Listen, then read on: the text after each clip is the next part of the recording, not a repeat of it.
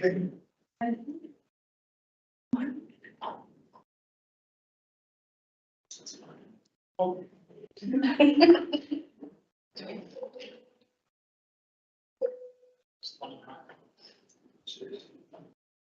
evening, ladies and gentlemen.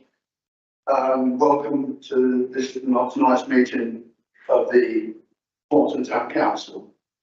As my colleagues will notice, both our chair and our vice chair are not here tonight. Because of that, we've got 1 or 2 formalities to do before we actually go to the meeting. Right. We need members. We need to vote a chair. I'm prepared to run forward if you want, but I need a proposer and a seconder. I'll propose you. Oh, that's fine. I'll get 3 parts. I can take that to I'm now the chair. I'll start again now. Good evening, ladies and gentlemen. I'm Councillor Ray Tully. I'm the chair for this meeting of this week's family. Both our chair and vice chair are able to be here tonight. Right, I've got 1 or 2 housekeeping things I need to read out first. I would like to advise everybody present that should the fire alarm sound, you should leave the building immediately via one of the fire exits, which are clearly signposted outside the committee room. Please only use those stairs, do not use them. The fire assembly point is in the car park at the rear of Dean House, and you should not return to the building for any reasons until you are advised to do it's safe to do so. Last night we found out it's not a joke. We actually were called out. The fire alarm did go off. So it is serious. Please don't follow those instructions. Can I remind anybody to put their mobile phone on silent mode and keep the phone away from the microphones to minimise interference. The meeting will be recorded and live webcast, and therefore, when speaking, please remember to speak clearly into the microphone. As the chair of the meeting, I have discretion to terminate or suspend the recording or webcasting if, in my opinion, continuing would so prejudice the proceedings of the meeting. Recording and webcasting of the confidential items will not take place. Please remember, if you leave the meeting room for any reason, you will not be able to take part in the vote on the item being discussed at this time. Please can I request that when you speak, you make your point as succinctly as possible and allow for the smooth running of the meeting. Please can I also take the opportunity to remind you to be polite and treat each other with respect at all times. For the members of the public wishing to use the toilets, these can be found off the landing immediately outside of the back door to the right hand side. Can I request that anyone has brought cups or glasses into the committee room, please can you return them to the kitchen area after the meeting has finished. All right. Our next part of the agenda. Oh yes. Well, I've been reminded by our deputy clerk that is there any members of the public wish to speak?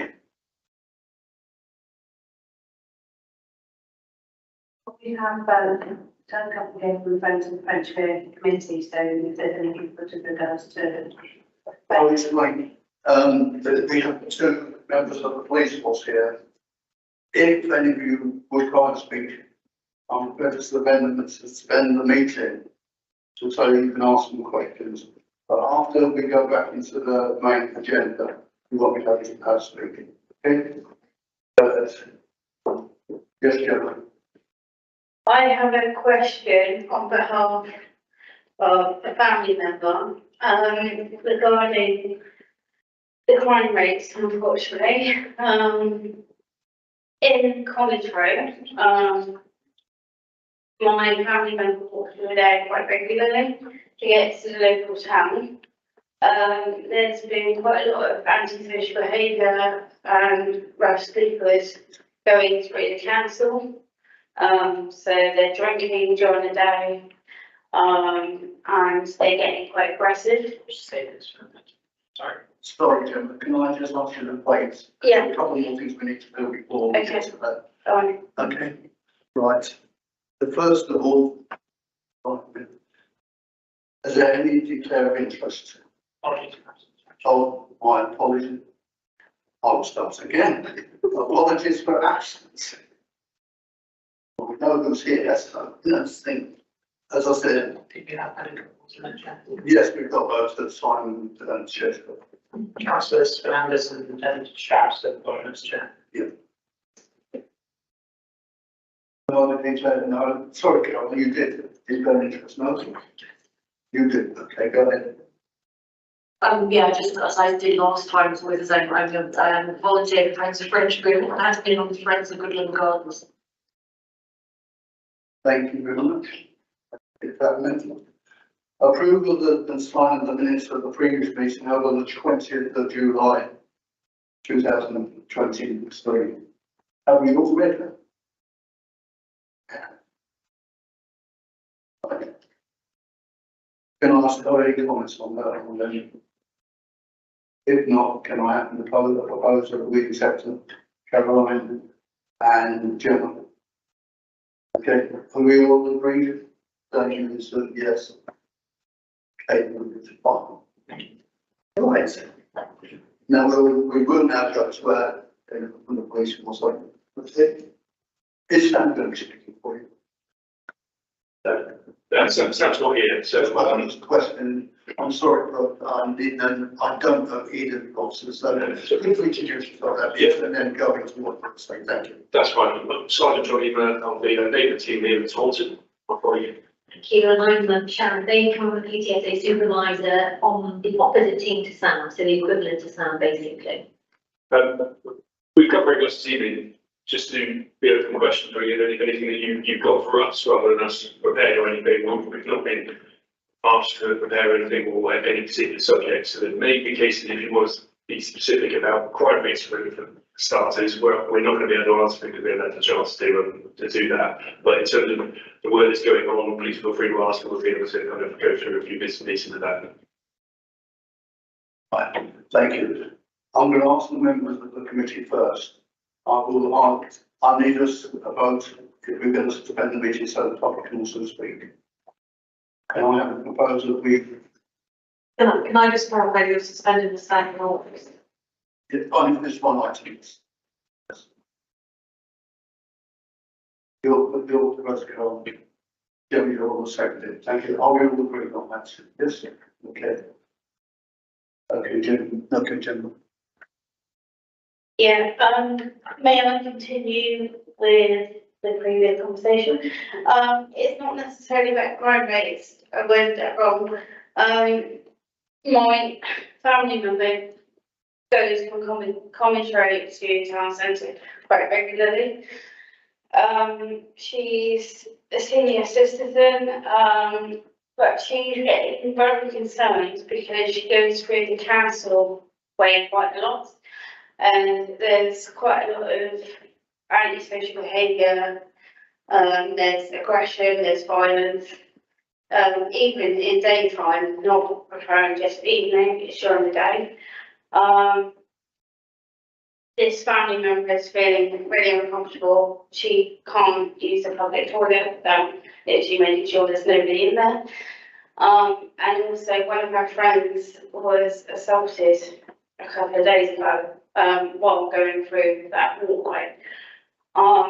So my nan's question, if not from me, is there anything that could be done regarding the homelessness, the antisocial behaviour to make it safe for general public use to carry on their days throughout town? To make it a bit easier, because I've mentioned to her about CCTV cameras, especially that end of town, and my nan's response was, what's the point of a CCTV camera if I get stabbed? That's not the same to me. So it's not from me, it's from my family member, but she's really unsafe. So what can we do moving forward to make town a safer place for everybody?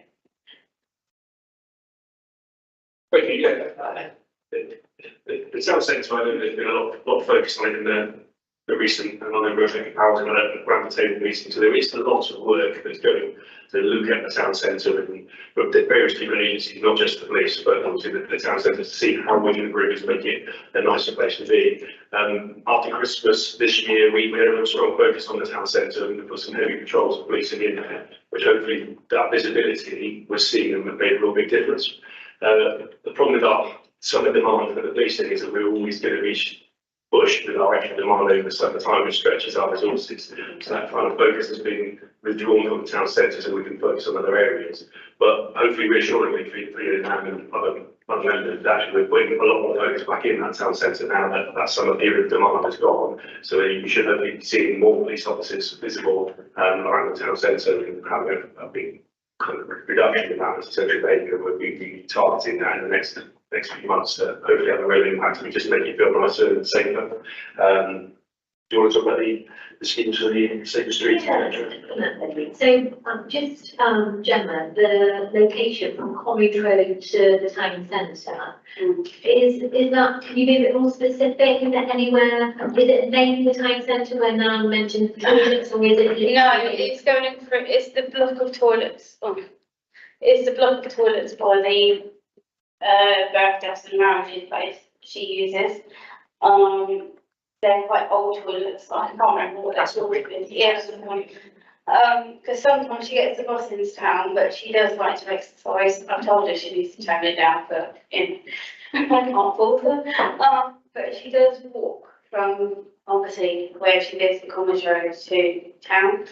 And she's just saying it's not nice seeing all the people shouting and hollering in the middle of the street. Drug dealers, they're completely not with us, they're in a different planet. And yeah, it's just not a nice experience. And she's now concerned because she's the older generation.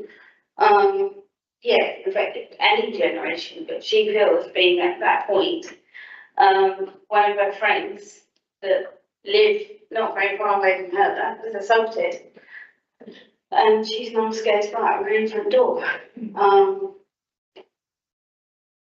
So that's fine, thank you for clarifying, and I know certainly the town centre toilets are a focus of our attention with regards to the PCSOs and the PCs, and we have had previous complaints around there.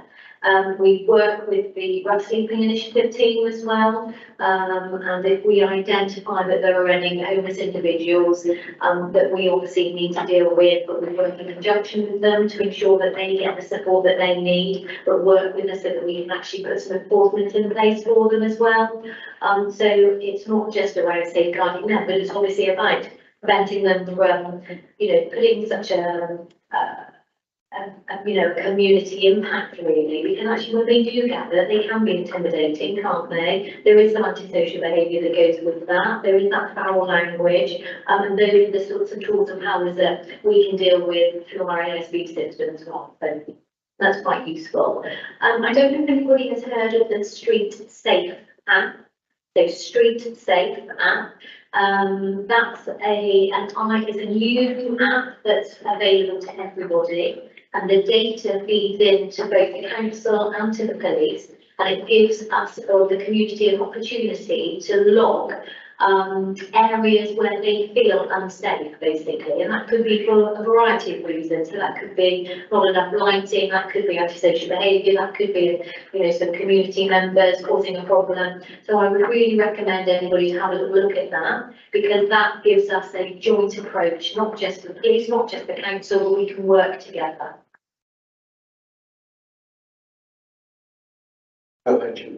Just a quick response regarding the app. My nan's not technical minded, so can somebody report it on her behalf if there is anything else that I haven't reported today, if there is any? Yeah, absolutely. So you can report on behalf of other people, and then it just feeds into the system. And as long as it's reported, I think that's the main thing. Because it can be reported anonymous, you don't have to put the details to it. So anybody can report. It's a great tool actually, so I recommend having a look at that. Yes, sir. I was going to ask a similar question to Yeah, but actually, I do have a smartphone on the hand. So how could I report something if I don't have app to use? Everything there is on an app. I don't use app at all. No, absolutely, it's another reporting function, Sue. So likewise, if you need to contact the police, you would be contacting 101, you can report online, so you can still pick up the phone, or you can come into the inquiry office, which is still open every day of the week. So that, yes, of course, we have to move with the times, though, don't we? So, a lot of people do report things from their comfort of their armchair, and that's great that there are those opportunities for people to do that. But yes, of course, there are still those original ways of reporting to us. So yeah, 101. But likewise, I think it's important that it is reported so that we can share with those appropriate agencies. Because yes, there will be some elements of that will be for police, there will be some elements that will be for the council, and so on and so forth. But really important, it is reported. Thank you.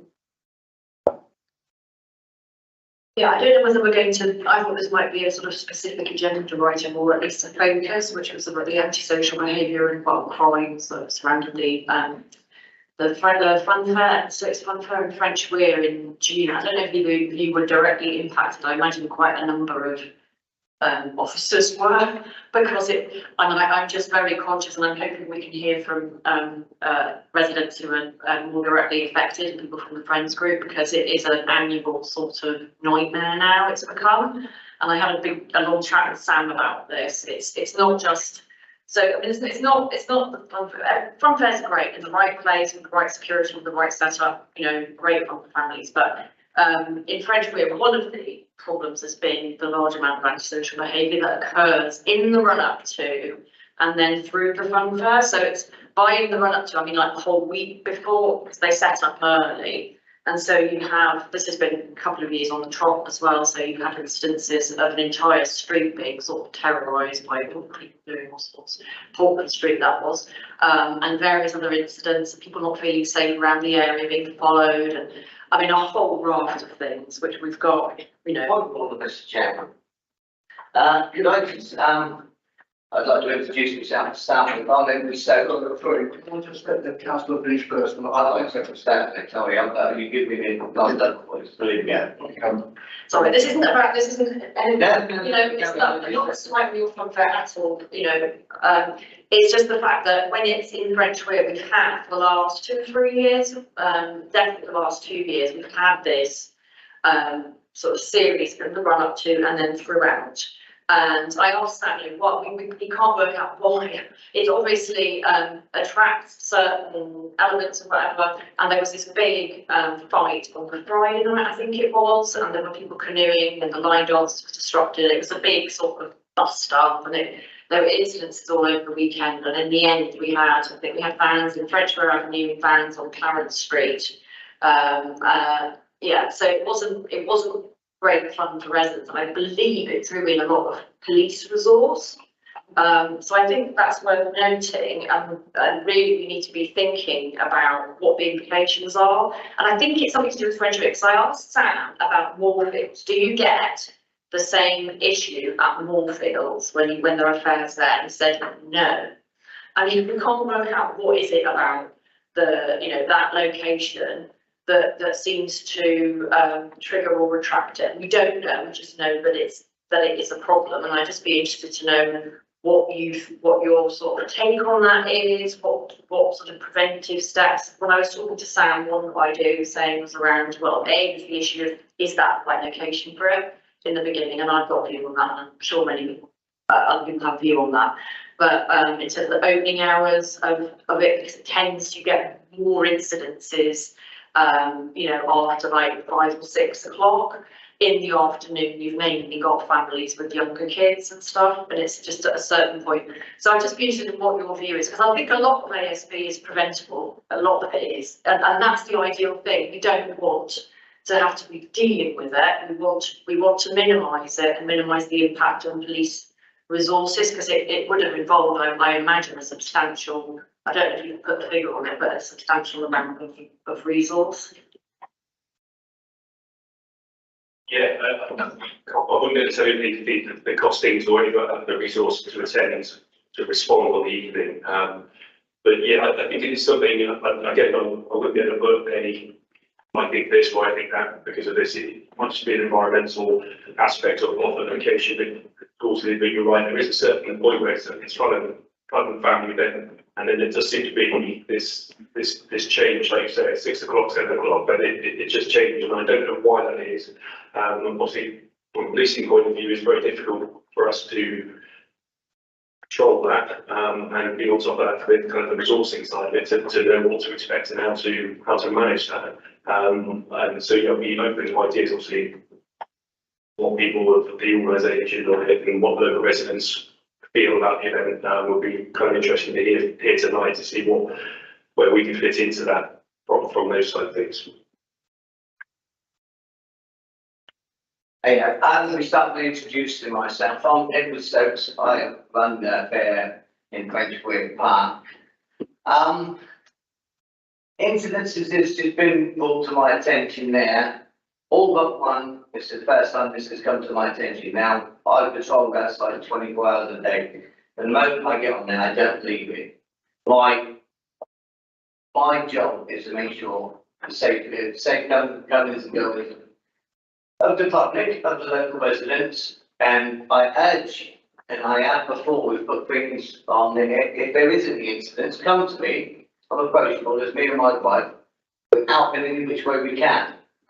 So a lot of those I can't comment on because I'm unaware of those. But there was one incident that happened this year on Friday night. It's where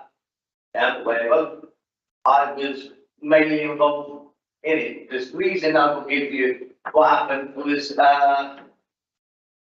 two boys was having a disagreement with each other in the park. Anyway, one of them's girlfriend stuck in the middle trying to stop it. One of the youths then set about beating her up, punching her. At that point was when I stepped in the middle of it. Our staff are trained, like policemen are trained, our stewards are trained. The second is an incident between two parties. We go in, disperse them apart, give us far away, and try and get anyone to safety as quickly as we possibly can, or remove them from the park. We have the girl and the boy. It was obviously girl and the boy. We have to move them from the park. When they're speaking to them, they said it's all boiled over an argument that was in the town, but nevertheless. To that point on, we called for the police because it was a serious incident.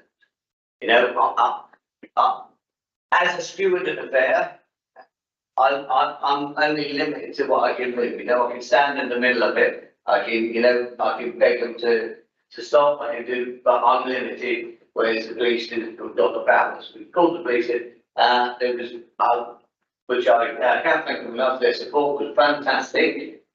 Come down as swiftly as they possibly could. From what I understand, they was already on in the town due to this certain group already causing aggro through the day. Again, that was nothing to do with that. Yes, there was an incident. We stopped everything because it was an incident. Because I was fighting for somebody's serious safety.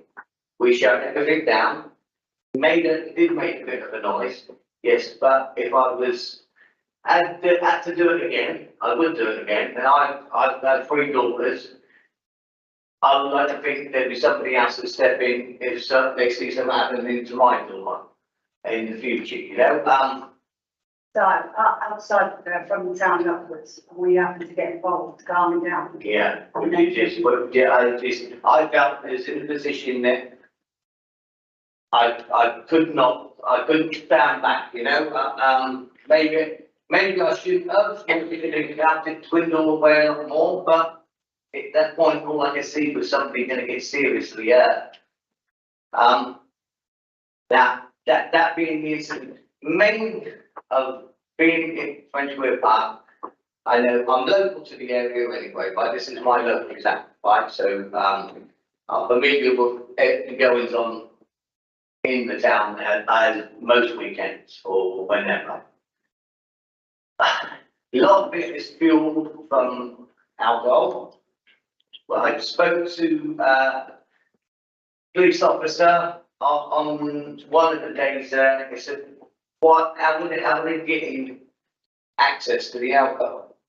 He said, I said, "You're surely stopping them like this to be underage not being able to buy it." No, they can't buy, they ain't buying. He said, they steal it from Tesco's. And this is the biggest box stealing from Tesco. I spoke to the security guard, Tesco's, and asked him, he said, yes, it's unbelievable. But I can walk in, I'm walking there probably today, I walked in there the next morning after the incident. Within 10 foot of the store, there's a stack of alcohol. And any Tesco's or probably any supermarket, within walking place, within 10 steps of the door. So if they have issues with it, why is this left there? It's like, it's coming, it's like they're putting a prize on it, you know? Well, Simon, not today's which says on Friday night, Saturday on the weekend, there's alcohol with teenagers in the park. Also going in this. That sort of stuff, could you just type one, please? Oh, sorry. I will just, just finish off just by saying, Nick, as with all, listen, I've spent my life working in this business, as with all groups of teenagers that become trouble, it's quick grow out of it as they grow into it. It's just a case of getting over. Now, we've got a particular bad bunch at the moment. Now, if I've got to somehow win them over, or we've got to just let them grow out of it, you know, we're all a bit and start trying to back as to what we can do. And, you know, it's not safe winning about it. Nobody wants to put up with none of this. Stop the alcohol. Thank you very Yeah, much. but stopping the alcohol would be a good start. Thank you. Would you like to reply to them? Thank you. Thank you to, and it's really interesting actually to hear your overview as owners of the fair and how it affects you as well. It's, you know, your business, isn't it, as well as everything else. Interestingly, last summer, we had what we call as a problem solving plan, where we'd identified that long run French wear had again been peaked with the amount of calls that we had last summer. And we worked with Castle School, we worked with the businesses there, we worked with Tesco's, we held various sort of multi-agency meetings and gathered everybody together to say, look, how can we solve this?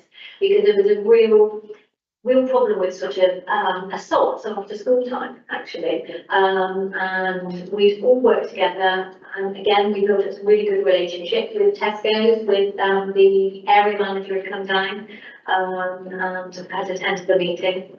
So we did do joint patrols. School attended with patrols for us and with us. We worked with security guards. We did focus on things like you just mentioned, like moving the alcohol, etc., etc. And actually we did really improve. We looked at potentially putting in some mobile CCTV because one of the real problems with Brentweir and the long run area, isn't it, is the vast location of it. And the fact that it is so open, and the fact that actually there is no securing it really. There, you know, there's some real areas that, you know, perhaps some of our young people are using or drinking there, and it is difficult. You know, we go on patrol, they move to another area, and we continue to sort of chase around really. But yeah, so I think this summer, definitely, you know, we were aware of the incidences at the fun fair. And yes, without a doubt, as with any other disorder, there's going to be a large majority of staff that takes, you know, to resource that. So we continue. It doesn't really go away because whether it's one group of children coming through and moving on, it's replaced by other young people moving through, and we have the same sort of situations and the same sorts of problems, I think, year on year, is fair to say. But we keep doing some core principles, and that is high visibility patrolling, dealing with our young people through our ASB tools and powers, using robust systems as much as we can. Talking to parents, really, really important, engaging with parents and with education to ensure that they are aware of what their children are up to and what they're doing, making sure that they're taking responsibility for that. Working with lots of other partner agencies, including children's social care, no matter what level that is, whether it's low level or more of an escalating plan. And that doesn't really ever go away, does it? That just continues. And yes, it was unfortunate, that particular incident, without a doubt. I think more time to think. No, I think that's probably does it. Well, I mean, yeah, you can carry it also to one. Thank you. Are there any other members of the public want to say anything at all? Could you turn the microphone on that we can hear you clearly? Yeah, no, so, So one minute second.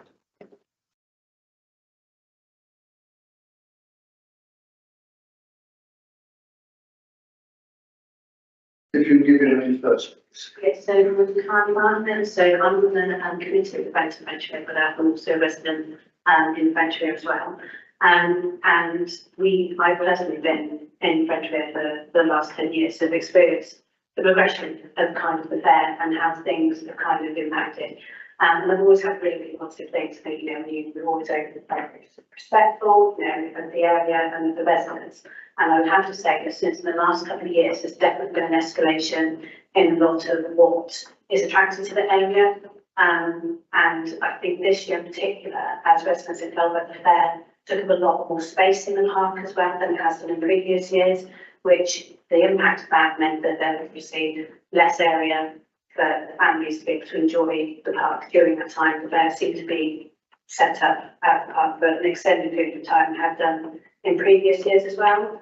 And so kind of additional days that it was occupying. And obviously what it attracted to the fair was a lot of antisocial behaviour, not just with the teams, you know, there were group battles that would be throwing litter into the river, urinating into the river, and being abusive. There were some teams that tried to intimidate people walking their dogs in the afternoons, trying to steal their dogs and hand their dogs over, spitting at people as they're walking past, trying to get into people's houses, there were vehicles broken into. You know, we also have like a really vulnerable elderly community there as well, which is really intimidating for them. You know, it's right, you know, their view from their flats is the park. And again, with the fair, you know, they always say, generally looking up at 9 o'clock and they always are, you know, when things like that, that's brilliant, because we know that when it ends, it does actually end. You know, so that doesn't go on, but obviously it still impacts, you know, on those elderly people potentially and those native people. So, and some of the other things were about consultation really around the appropriateness of the area and is that the right area for it, as it seems to be expanding, seems to be building. There's a lot of exit routes from French going long run for antisocial behaviour, which is really, really hard to police and manage. So it's really about the appropriateness of it, and there's never really been like a consultation with local residents about actually what this looks like and what are the concerns, how can we alleviate those concerns and work in partnership potentially, you know, obviously with the fair and with the community and policing service to make it a successful, you know, family fun event. Just, yeah, there just seems to be attracting a lot of negativity, I would say, at the moment. And that's caused a lot of intimidation on a lot of the residents. Myself personally, I didn't go to the park at all that week. I didn't feel safe to go to the park at all that week, not because of the actual fair, but what was in the park because of what was attracted by it. Was there anything else? Well, just put one quick point to you. Over the years, I'm Sorry, sir, we must keep go on. There's, you know, like the answers to be answered, the lady's question was good. I can't keep battering in, I'm sorry. Do you mind if I ask the thing? Do you mind if go to, Just to clear up a couple of concerns of the ladies. okay, we're not, shouldn't do it, we just have on this place. No, I just want to say, I think the last few years without fencing around, there hasn't got any bigger, but we did this year. So I think that made things look a little bit different. And then some people arrived just one big caravan to ready to set up to make it safe on the evening before. So nothing else has come on different, it's all come on the same day. So it hasn't gone any longer or any further like that. It's just the previous evening, we took our own to get ready to set up to make sure everything's safe. Roped off, sewn off for ready for the stuff to come on. The vehicle that was broken into was the evening before. There was a van and they came to us as we had CCTV to out and obviously got the tools, got things like that, nothing to do with us. But we have got screenshots, somebody blaming us, which scandalous really, saying it was us, saying today about seeing things are stolen. Well, this is a business to us. We want to help everyone around. We want to come back. We don't do things like that. We've got plenty of tools ourselves that cost a fortune to obviously one little blood. You know, they come over to us stuff, they don't really have CCTV to help them. So none of the families even there, and I just, me and my husband. And yeah, at the end of the night, when we go, all our staff stay straight after night. So I go to the car and go down as usual. But on a Friday night, like on Facebook, constantly on Facebook, the park, the teenagers go crazy in the park, the graffiti, broken glass, everything like that. So that weekend, we are doing our lives to calm it down. I know there's more there, but probably it calms down more than anybody else who's on Friday, Saturday night in the park. But the fair hasn't been any bigger. And the only just my own gets to know a bit earlier. So yeah, just want to, just made up people. Go ahead, Carol. I just got a question, because I have been told this, but I don't know if you've got a view. It's not about the fair, it's the location. It's the where, the when you put the fair. So in Moorfield, do you have anything like the same level of what's happened at Frenchbury in the both last year as well, worse this year, I think, but in that location, do you tend to have an issue, like where you have to put in extra police or you have specific issues? Because I've been told that that's not the case in Moorfield. Is that right? Yeah, we don't have the same issues that we have at Moorfield that we do at Frenchbury. Yeah, we don't. Thank you. Anybody else, any more questions? No? Who can I ask one question, sir? I'd like to point out that over the years, I would like to work with the community. We've got leaflets through letterboxes, put my phone number on. I want you to contact me. If you've got any issues, especially if they're direct issues at the time, contact me. I'm approachable. I want to help. I want to make this successful. I want to make this good for everybody. With respect to what Karen said, it's not about the actual fair, it's about the location of the fair. They don't create a very strong. It's not I'm sorry, let's stop here then. Sorry. Yeah. Okay. I don't know if you would like to reply to me. Thank you. No, we were just saying around the consultation, obviously, you know, that's a really good idea. We would obviously be part of that if we were able to. We have what we have as a safety advisory group, so we'll take that task just to pick up with the group, just to see if actually the application even goes to them, whether we have sight of that, whether there'll be an opportunity to make any comment. It doesn't normally come to us at the local level, but a team in itself, isn't it? Yeah, it's very much a kind of planning team for events to go on in the town centre. Obviously, we're not able as the police to resource everything, something like a fun fair, which would be fun activities, and so in the majority of the time it is, isn't it? It's, you know, a lot of people have a lot of fun there, so it's just these small incidents that cause a lot of problems and a lot of issues. So yeah, we'll take that back. I've just got a couple of comments to make just in regards to the fun fair. So just to the benefit of the room, just to let people know that Edward Stokes does pay the rental fee, the full rental fee for the hire of the park, which comes back into the council for reinvestment into that park, into that area. And obviously we are aware that antisocial behaviour has increased right across the area over the last few years. We don't really know why that's happened. It could be the fact that things are getting more expensive. It could be the fact that people that were locked down in COVID have just had a couple of years without being able to socialise. That can have an impact on antisocial behaviour that we're seeing. So that's just a couple of observations. I just wanted to kind of know in the room for the benefit of everyone here. Thank you. Well, thank you. Long one. So, and can I thank both for coming? It's good to see both here. Just one slight question. I was at the Minster a couple of weeks ago, and a couple of officers came past walking. Now, a number of people came out of this at the same time, and the number said how good it was to see officers on the beat. Are we going to see more of that? Have you got no ideas for in the next year? Because that, I think, is what gets, stops a lot of the problems we have in the town.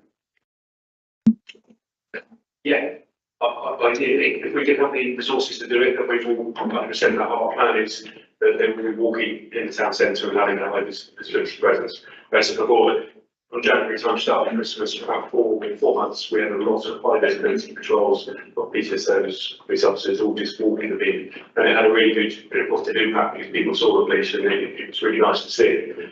Unfortunately, that summer demand stretches us, and so we have to kind of put our demand into other areas. So it's always that balance between covering everything within the town. It's not just town centre focus. We've got to try and cover every area. So it's a balance and stretch. But our plans and our focus is to be more visible, and we will endeavour to do that. That sounds great. I think one of the problems a lot of people, especially in town, is that they see cars go past, police cars, he's gone. Officers on the beat, at least they can talk. The problem might not be very serious, but it's they talk to people. And you obviously gain because you get information.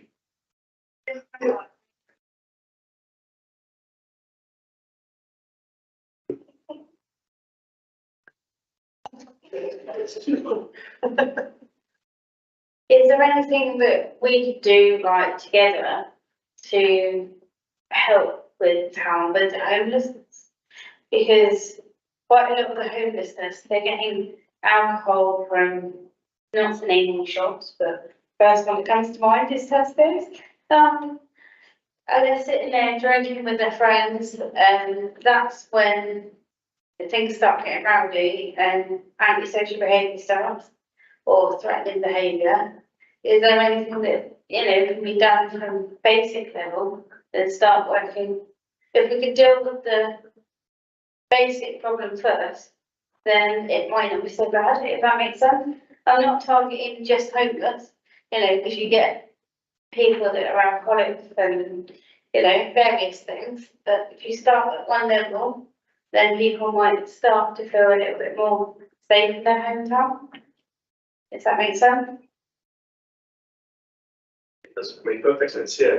It's trying to find those areas that we can target with the resources that we've got. I know there is some work going on. Rebecca Powell's been kind of pulling people together to try and make it all work with the council, with the police, with local residents, local people in the town centre to actually try and make a difference to see what we can improve CCTV. So I think there are plans to try and look at that. We work with many ideas to what do you think would work for local residents. We've got two different types of areas in the town. So you've got that daytime economy where you've got kind of people using the shops and stores, you've got shoplifting, you've got some airspeed remainder that from the homeless, and then you've got that nighttime economy, which there's a different aspect. We might have the pubs and clubs, and it kind of changes that feel of town centre, and you have different issues for those times. So it's trying to find that balance to invest all of it. So yeah, there is plans afoot to try and tackle it, to improve it, to make it noticeably different, and that's what we want to try and achieve. Yes, Karen.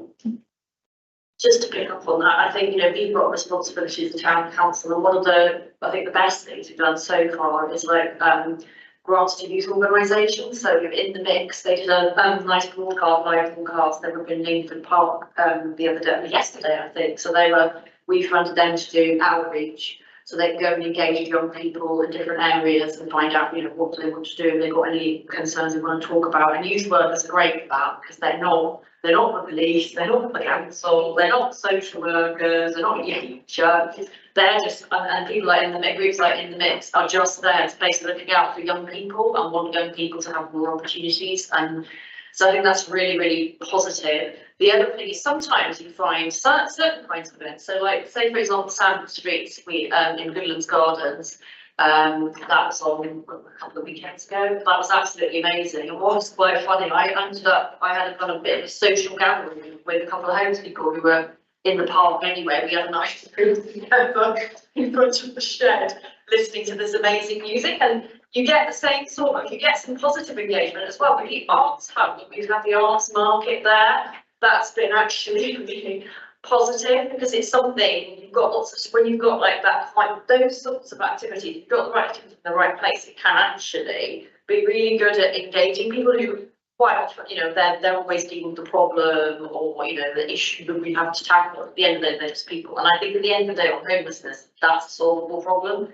It's simply the fact that in Taunton specifically, we don't have overnight accommodation, we don't have emergency accommodation. So when they do the everybody in, when it's a cold snap, there's literally nowhere to put people in Taunton. They get tax money gets wasted on taxis, sending them off to hotels and God knows what. And it's a solvable problem. It really is. It's not. We don't have the powers at Somerset Council, but it's partly resources, but it's also partly, I think, policy. Simply somebody just needs to decide we're going to provide some accommodation. Lots of other councils put in temporary, you know, pods and really nice accommodation, so they can at least make sure nobody has to sleep rough. And I think if councils pull their weight and we liaise together, I think that's for the police. I think that's the way we're going to crack all of these issues. An interesting evening. I'm going to wind up on this now. Thanks very much, officers, for coming. Sorry. Have you just done a nice thing? Go ahead, very slowly. Thank you, Chair.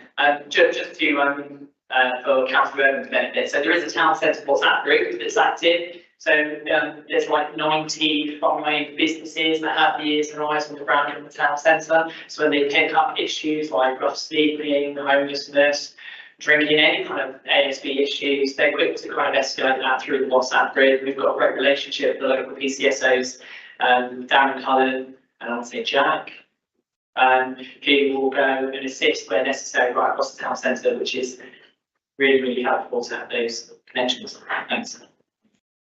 Thank you. I would just say that we are having 2 new members of our PCSO team joining us in due course, and at least one, if not both, will go to the town centre as well, just to bolster some of our PCSO numbers in the town centre.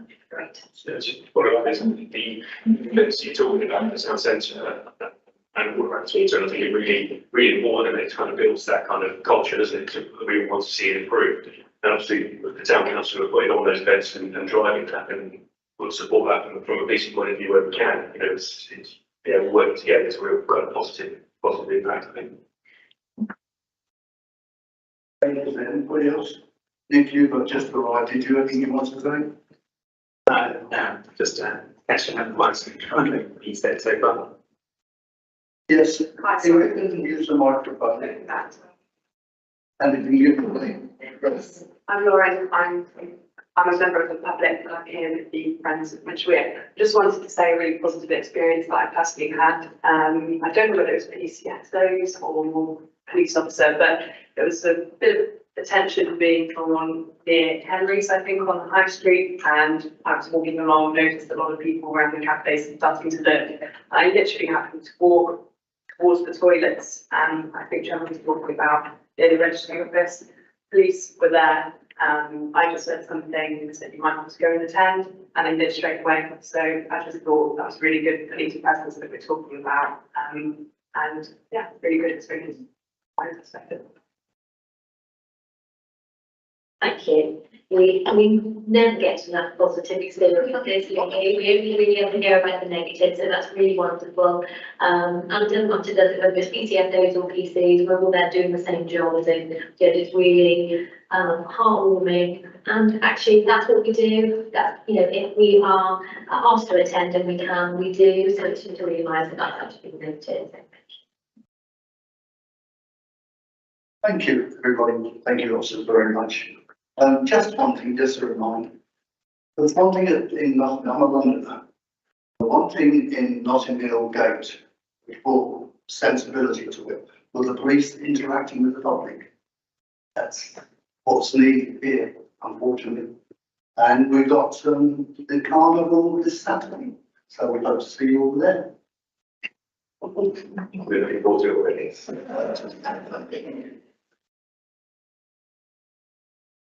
We'll just take a couple of minutes for them to leave and then we'll go. Okay. Don't feel you have to stay. You don't have to stay, sorry.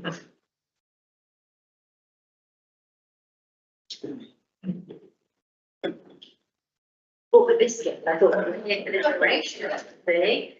You can speak to everyone. Keep them here, it's fine. If there are any further questions or anything like that, if you've got Craig, definitely got details, so please do get in contact. Excellent. Good night. Fantastic, but now, just to warn the public, you can ask questions. It's only for the members of the committee. Right, we'll go on. We have to vote to go back into the standing with the. You're just reminded, we have to vote to go back into the get rid of the standing orders. So can I have a proposer? Sue, Gemma, is everybody agreed? Okay, thank you. Sorry. Right, item 5, can I be in touch with you, Craig, in a minute? It's the Christmas lights for this year, and Craig is now going to explain it. So, thank you. Thank you, Chair. So, a report's been pulled together to use unallocated funds from the events budget to support the Christmas offer in Taunton Town Centre this year. So, historically, previously in the SWT, there were funds made available to bring in street theatre, street entertainers into the town centre at various locations throughout December. So I'm proposing that we use £10,000 of the events budget to enhance the festive offer in the town centre for the Saturdays in the build up to Christmas. So the recommendation is for members to note the allocation of £10,000 from the events budget towards organising Christmas 2023 street theatre performances and live music in the town centre on Saturdays in the build up to Christmas. And to further note, any remaining funds will be returned to the events budget once those acts and performances have been commissioned. Thank you. Are there any questions on the panel? Yes, Carol. Okay, so I'm thinking West, you know. But no, I think that's brilliant. I mean, we need to animate the streets of Taunton and providing entertainment. So this will be in addition to sort of the bus, you know, people were encouraging to come and bus and stuff. So this would be all different kinds of things that we can lay on. So like around the Market House, Castle Green, what other kind of Goodlands, or even around Somerset Square, maybe where we're sort of thinking, Craig, and what kind of and the great thing about this as well is that in the run up to Christmas, we can actually, this means that we're investing in our amazing creatives here in Taunton and the local area. You know, because we are really, truly quite richly blessed with musicians and actors, and performers of different kinds. So we've had some proposals come back from the likes of Fuse Performance. So they have offered things like dancing Christmas trees, roller skating presents, just things that are going to make kids' imaginations go a little bit wild and really excited. And in terms of locations, it would be things like the High Street, it would be Fore Street, it would be North Street, it would be St James's Street. We have to keep it relatively central because a lot of these performances need respite. So we've managed to secure the Market House, a room in the Market House for the performances to get ready and to rest and to undress. So it will be pretty central, but focusing on kind of the independent areas primarily across the town centre. Thank you, Craig. Yeah, yes, sir. I mean, this is a joke. You're not expecting me to dress up as a gingerbread woman, are you? No comment.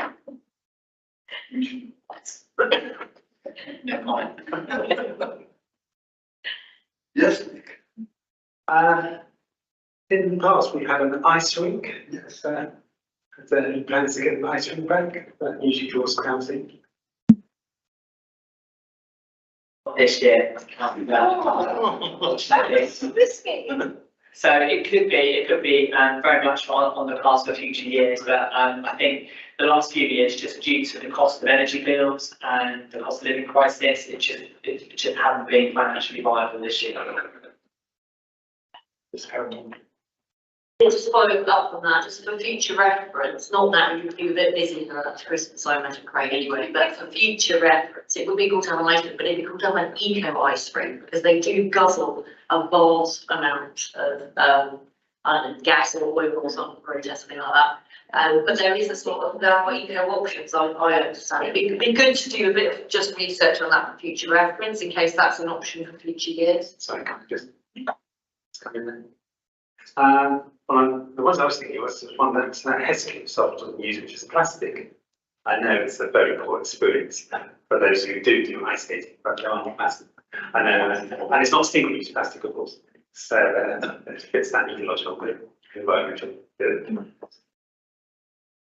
So in 2019, the ice rink that we had did run off red diesel, so it did have an impact on the environment, but it was a huge success. The profits from that actually enabled the council to plant, I don't know how many trees to offset the carbon footprint. So that was a positive element of the previous ice rink. Speaking to some other suppliers, there is quite a significant amount of power available in Castle Green. So using electric to keep the ice rink cool is a more environmentally friendly way of doing it. And with regards to a synthetic ice rink, you get more negative reviews about it than you do positive. So. Are there any more questions? Yes. Yeah, I agree with the plastic ice rink. It's a very poor experience. Have you made contact with other organisations? Because I know that Boom House are planning quite a few things, like they've got their Father Christmas coming. Are we planning to divide some of the money to help them, or are we contacting them so that we're not duplicating things? I have not seen the festive programme that is being put on by the Brew House, but it's a really valid point, so I gave it to make sure that we don't duplicate efforts. Just go on. Just on that, yeah, we now have an arts and culture working group that's meeting monthly now. So that brings in the Pray Brew House, or anyone in arts and culture into us, so we can hopefully in the future have, you know, those regular conversations. And what everyone's keen to do is to have a kind of bird's eye view about planning, future planning, so that we can take advantage of opportunities to collaborate and get things together. Thank you. Any more questions at all? Okay, you want to sorry. Propose it. Propose. Can I have a proposal? Caroline. Morgan Gemma, it's a lady. Are we all in favour? Yes. This is Caroline, yes. Right. The next one is the Christmas projector minutes, projector. I keep on thinking of the thing. Do you want to hand that again? Thank you. Yeah, do you mind if I actually read the background just to kind of refresh my memory? So a projector from Festive Lighting to support Christmas this year has been offered to us at £5,000 to hire over the festive period. This would usually cost £15,000 because they want to use 3 projectors to make sure that the image is really strong and striking. This is being discounted for Festive Lighting due to the projector last year not meeting the standard expected from the supplier. The projector would run from the date the time the Christmas lights are switched on, which is Sunday the 26th of November at 6 PM until the 4th of January 2024. The projector can display any image, picture, festive theme and include logos. That could include the Taunton Town Council logo. It's a static display with and the projections are 3D animated or mapped to the architecture of the building, as was in 2021. So the projector would be housed by the lighting company and it would project onto the Lloyd's building opposite in Fall Street. The lighting company have worked out that it would cost them around about £400 in electric.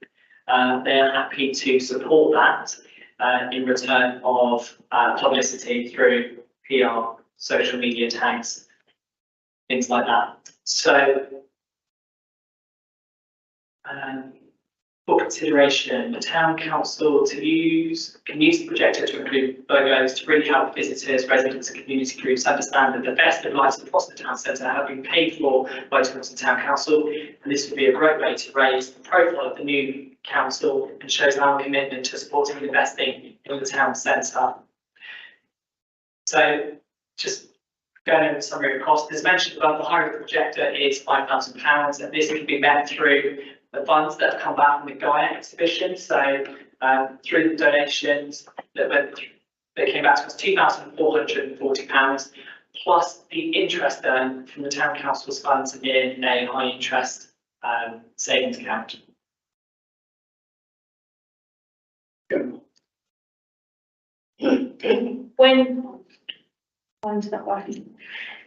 When you say Lloyds, do you mean the TSB old bank building?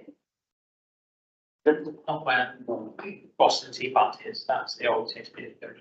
Is that what you mean? So directly opposite the former Monsoon Access to Life, so it's a big grey building, and underneath it you've got the perfume shop, you've got the bank, which I think is Lloyds, and River Island.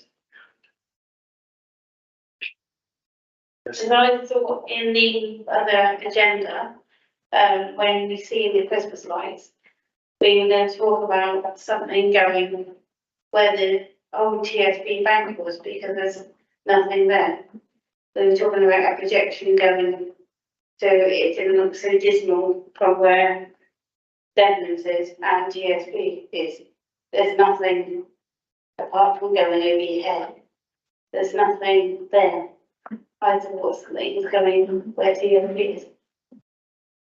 So opposite the TSB building is the Debenhams building, where we have the under lighting strip, which supports the Taunton historic timeline. So that was what was agreed at the former full council meeting. Was it last full council or the previous one, where we agreed to fund the lighting under the canopy of the former Debenhams building? Let's go on.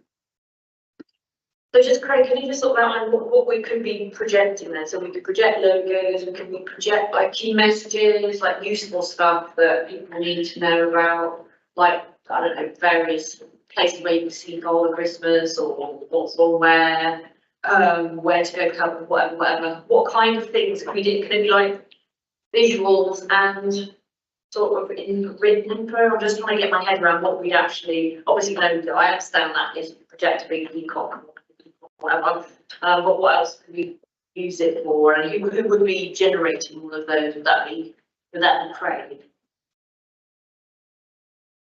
So I do have some examples that came through from Best Advising, so I will source them and I will show them a bit later if I can. But I know we can put like key messages, as in like a word, so you could have something that sparkles that says believe, magic of Christmas, or with the Taunton Town Council logo on the bottom.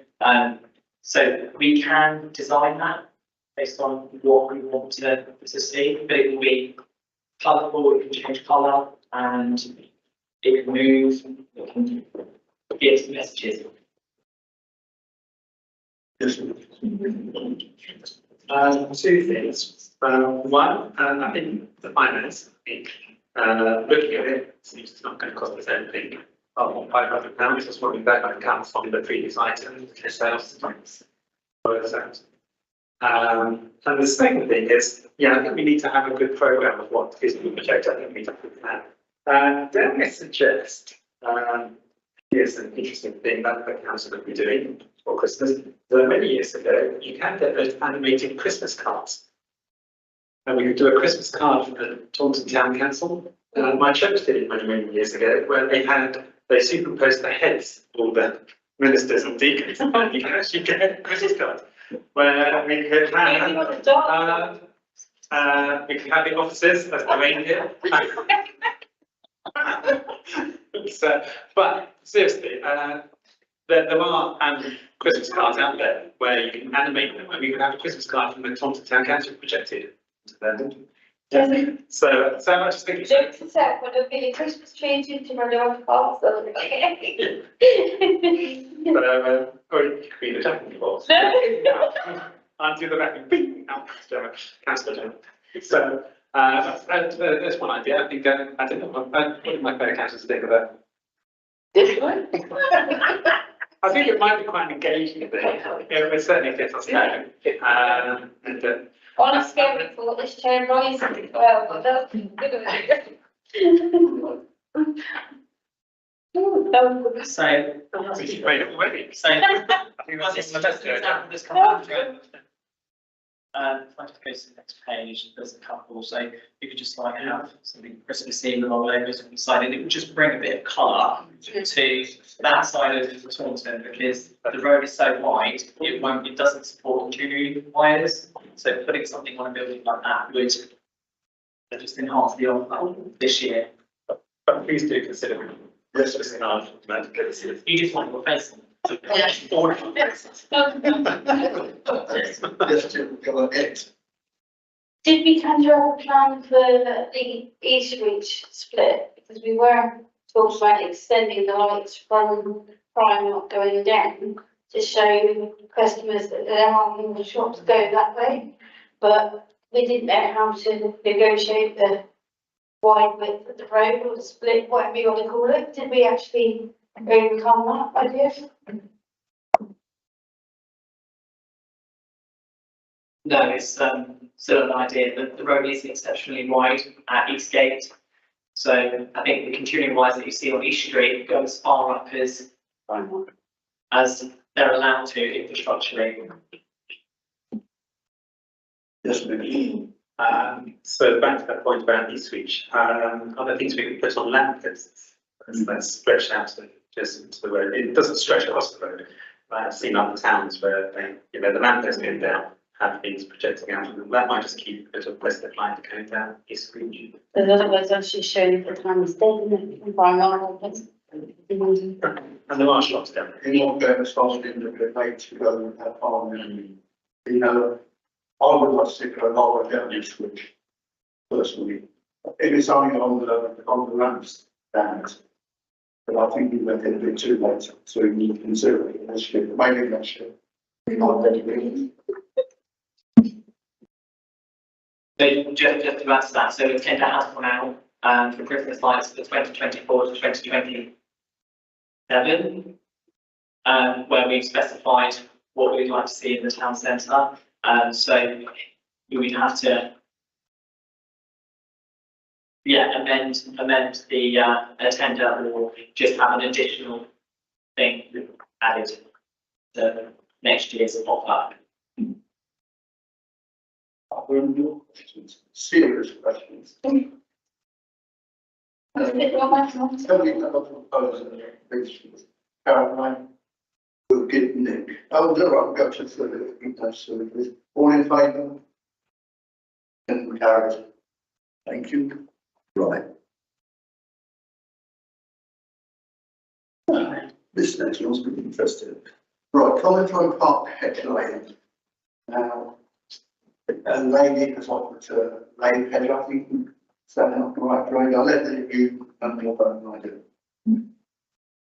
Yeah, so we've received a request from Berza. She's the chair of the Chemtro Friends of group.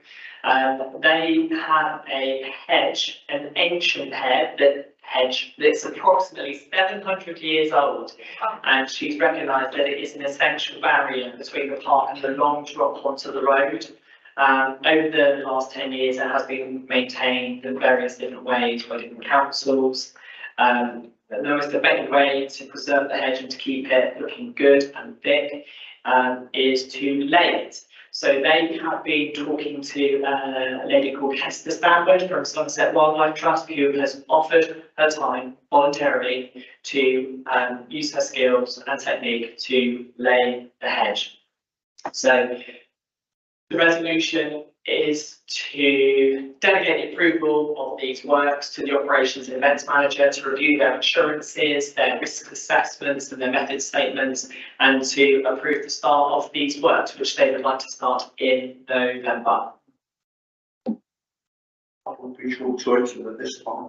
Tracy, how long is the hedge exactly? Because it takes, I think, I can't remember right, they do about, was 20 yards. I think it's about 20 yards, that's the old money. a day, and that is a bit, that's just wondering about handling the edge champions. I don't actually know the precise length of the hedge, but what I do have from Bertha is that they would like to start hedge laying at the top corner in November and work on the first 50 metres and then review the plan to see if this is actually working to everyone's satisfaction. And then if it is, they will continue to lay the hedge during the season, which should then be finished in March 2024. Right, I'll hand over to the councillors. I personally think it's the best thing that could have happened, but it's a craft which is waiting on now. And if we can get someone to actually do it, we'll end up with a lovely hedge. Are there any other questions on this one? Yes, Caroline. Not a question. My son coincidentally made me watch a video of somebody in the 1940s laying a hedge. It went on for quite some time, but I'm glad I watched the video now because I'm now thinking, oh yes, I get what that means. And yeah, it's a sort of very amazing sort of craft really. And I would pay tribute to Hester and Co from Friends of Longland because they do an amazing job looking after that meadow and laying hedges and doing all sorts of amazing things. And I don't quite understand why it is that they're fantastic for wildlife. So I think hats off to those and Hester and the team at Commentary Park. And yeah, let's happen. In all fairness, I think there's a win-win situation. I really do. Is there any other questions can I propose? Yes, Nick. Chairman, second. All in favour? That's passed, thank you. Right. Greenway rec slide replacement. You can explain this one, it's interesting. Thank you. So Greenway recreational ground has recently been subject to improvements by Somerset Council, and it didn't all quite go according to plan. There were disputes between contractors, but they have managed to resolve those issues down there. But during that time, there was an inspection that took place that identified that the slide down there, the 1.3 metre slide, has some safety concerns and is being barriered off. So a report's been pulled together with a couple of options to consider. If you go to option one, thank you. So option one is for a balanced circuit. The cost for this is approximately £26,000, and it offers a load of play values that supports balance, visual and motor skills. Option two includes games for learning, and to install these you'd be looking at around about £8,000, which again includes the removal of the slide, the patch repairs and the surface and installation of the new elements. And then option three would be a like for like, provided by GB Sport and Leisure. It'd be a 1.3 metre slide coming in at £5,355.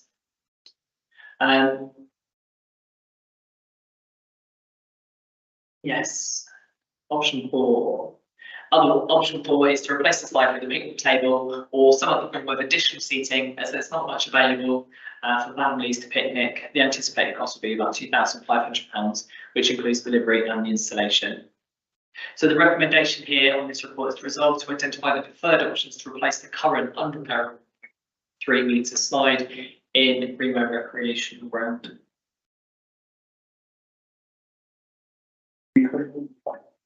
Sue, please, thank you. I can't see those, but any of those preferred options equipment that could involve less able children rather than able-bodied children?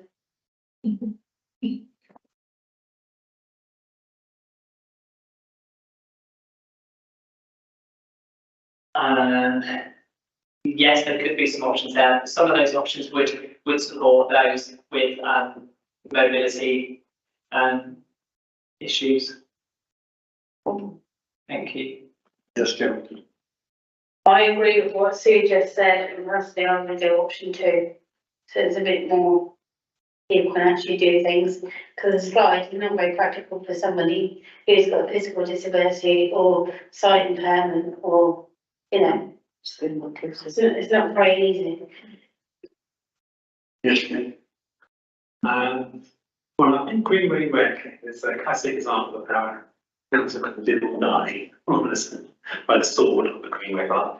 So it took 3 months to replace 2 pieces of equipment, and within 2 weeks, the Somerset Council then came across and closed off a slide which had been there for many, many years. Then we are in the process of this is my patch, and I'm in the process now of going to consultation with the residents. We've been looking long and hard at this. I've been talking to parents in the playground, and they aren't favouring a slide as well as doing replacement. I've been to one of the mothers groups, so they know that options are coming. And I think the aim now is for me to put all the options onto the Greenway Rec Facebook page and start taking them first. I do think we need to consult residents. I don't think we can make the choice for them. I got confused. I thought the slide was 26,000 pounds. I'm very pleased to see that's only 5,000. I got my figures found the wrong way. So I would have to say, I would really wish to defer a decision on this tonight until we've actually got some consultation from the local residents, and obviously inclusive access, I think, should be considered when we consult. Ms. Carroll?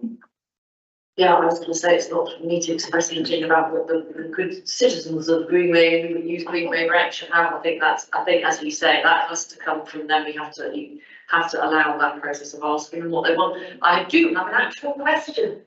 And my actual question is it the case then that Somerset Council are definitely going to stump up X amount to replace the slide that whatever happened to it? Is that definite, or is this about what we are going to be expected to do? That's what I want to know. And if it's up to a certain amount, then maybe we can have more than one. Maybe you can have a slide and something that's there isn't. Well, hang on, because you've got, I don't know which bit of the place, you've got 2 areas, haven't you? You've got like little drainage, and then you've got the biggest. This is the McKinney's bit. The Tiddly-Willies, the small people. And the ones where they can only use somewhere else. they can only use it with the rental guidance. Yeah, Or, that, the point. so, So sensory stuff would be the thing for them as well. well, yes, I mean, whether I wasn't sure they could fit it. I was surprised they could fit in number 1. I think it's to bottom out. It's a case of, it's literally, they're saying to us, you've got to pick one bit of kit. Because the prices vary wildly. If we can have up to whatever, however many, 20 grand, I can't be that. 26 grand. 26 for the pot. You know, does that literally mean we can have up to that much worth of equipment? Before you ask, but just on the use. But Craig can go back and answer that question before we go into the next bit, if you like. So in response to your question, Councillor Ellis, there was still conversation is taking place with Somerset Council with regards to who is going to be financially paying for the equipment. Yes, Nick. So I've asked this question to Craig many times while we've been doing this, as they do paper. Again, my question is the £500,000 that we're paying Somerset Council to maintain our parks. Would this not replace it? Because this is a replacement for something that is now broken. We're not upgrading it. It's broken and it's now fenced off. Somerset Council decided it was broken and can no longer had to be replaced.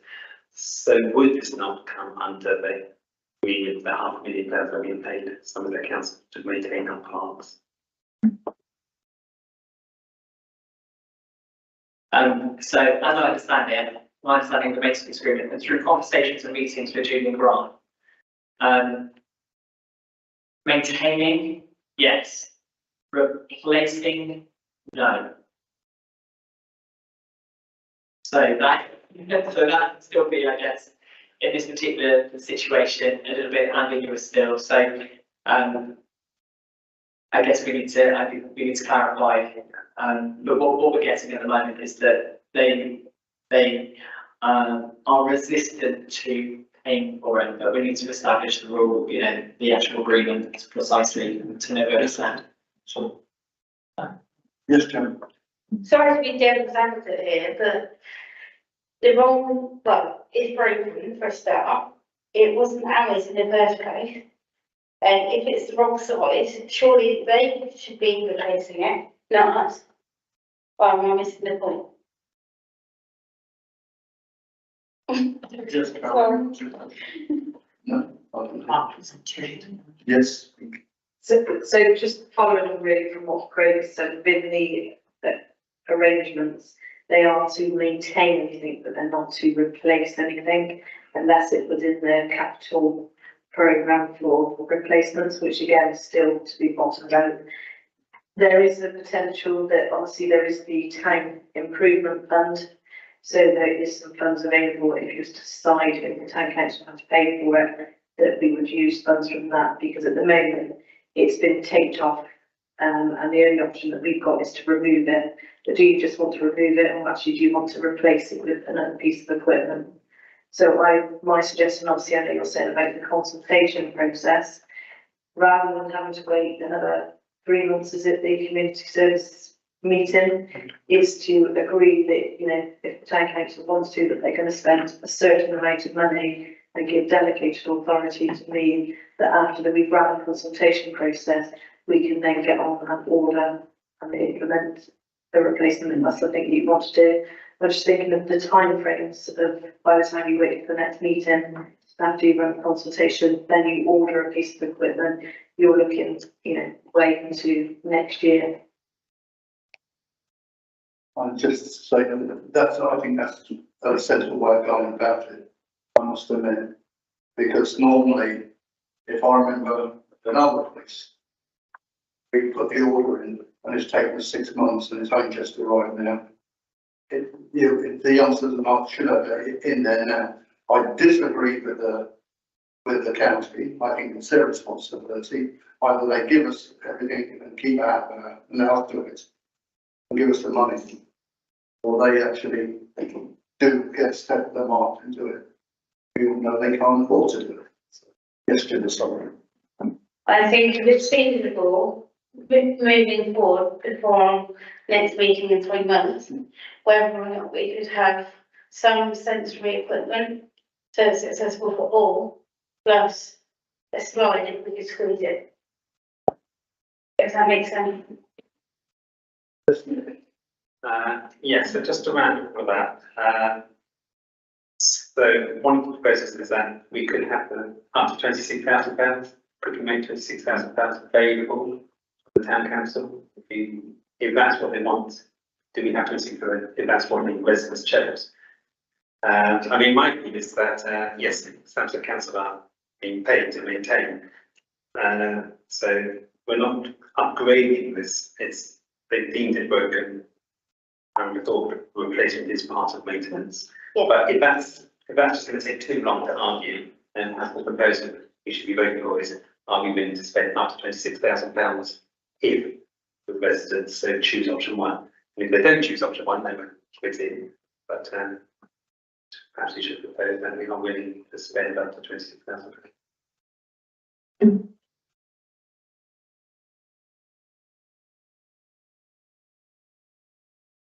Yeah, but 26,000 obviously is a lot of money. There is another area to consider. So in your November full council meeting, there is going to be a town improvement report come through to you. So obviously the town council holds a certain amount of money for the improvement funds for this year.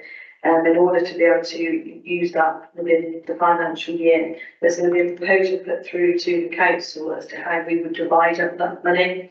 And it could be that, you know, there's a potential that it's going to go into replacement improvements for parks and open spaces, so that this type of project could then fall under that improvement fund.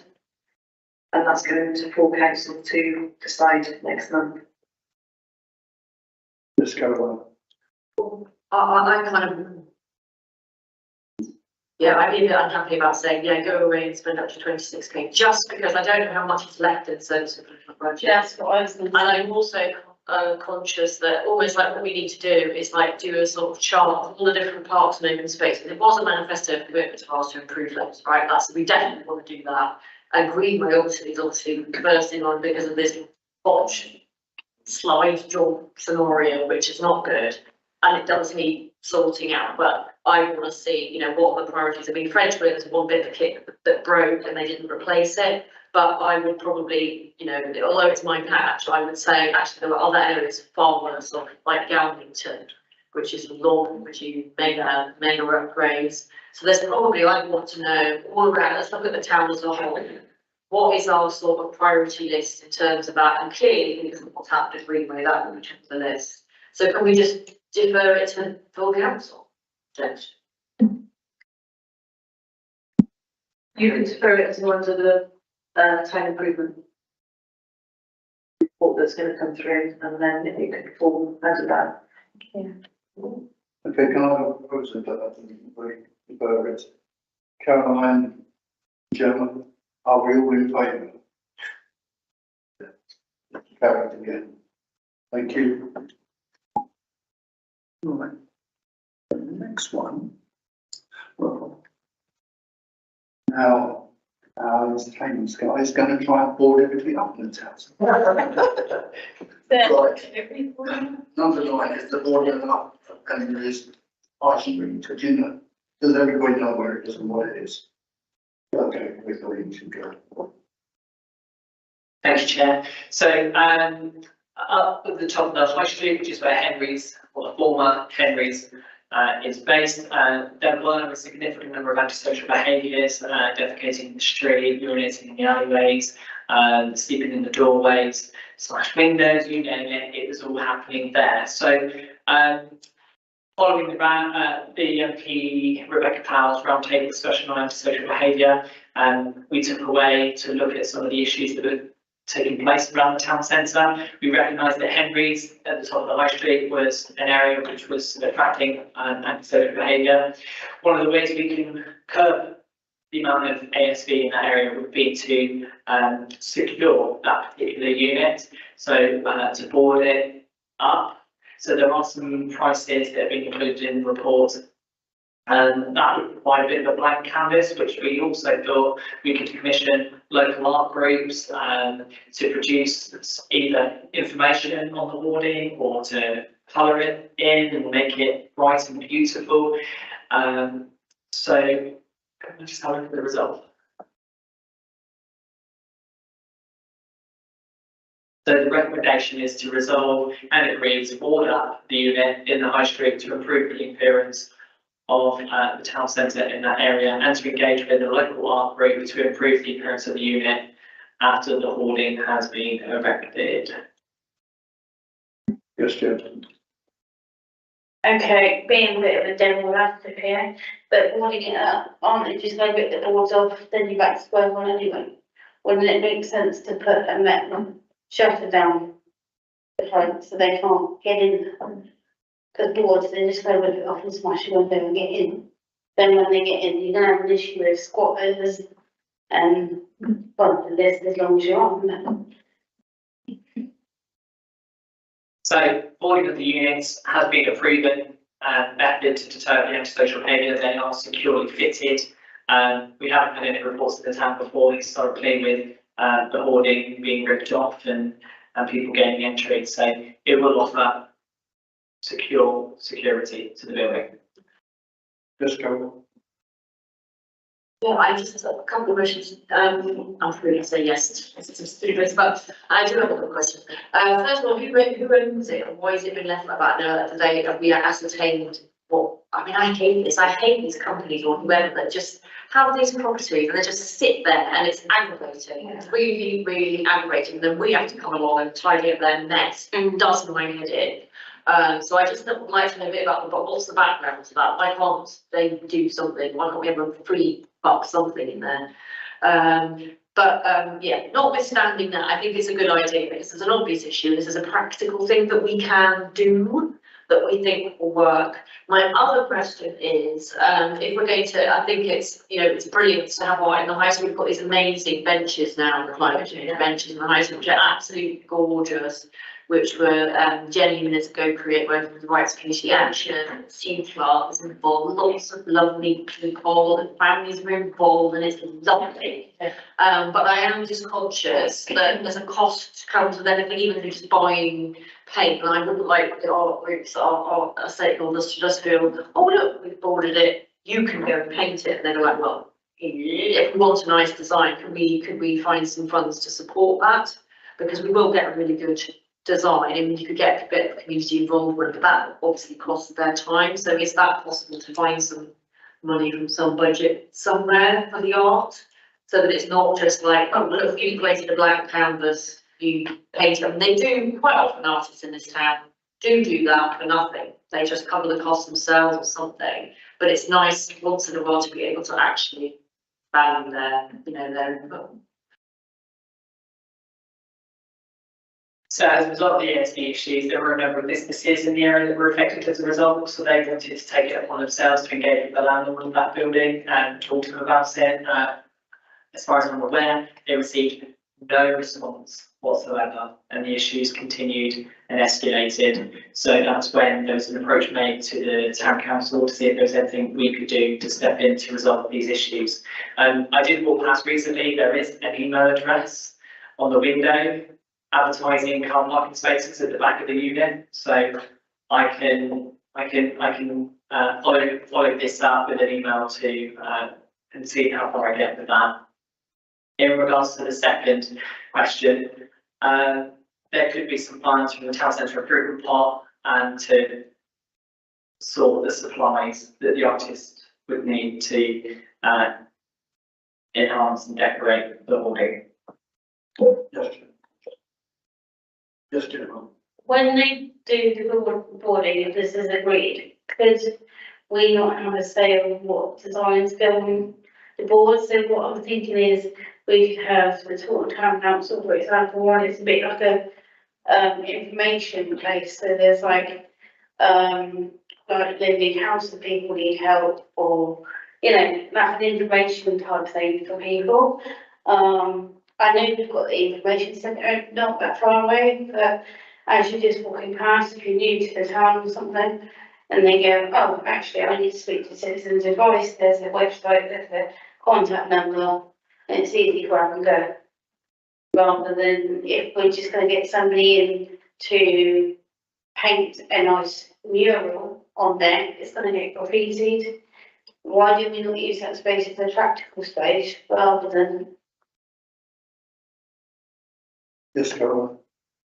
Yeah, what they would probably do, because this is what sounded on Staple Grove Bridge, so they painted it, and then it got graffitied, and then cleaned it up, and then the whole gaggle of people, including me, went up and helped him paint this very simple stuff to make a solution on sort of anti-graffiti, and eventually the graffiti doyen gave up defacing the mural. They did it a couple of times, and then it just gets really wiped off. So that can be definitely tackled, I think, by just painting some of this anti-graffiti stuff over the top of any design.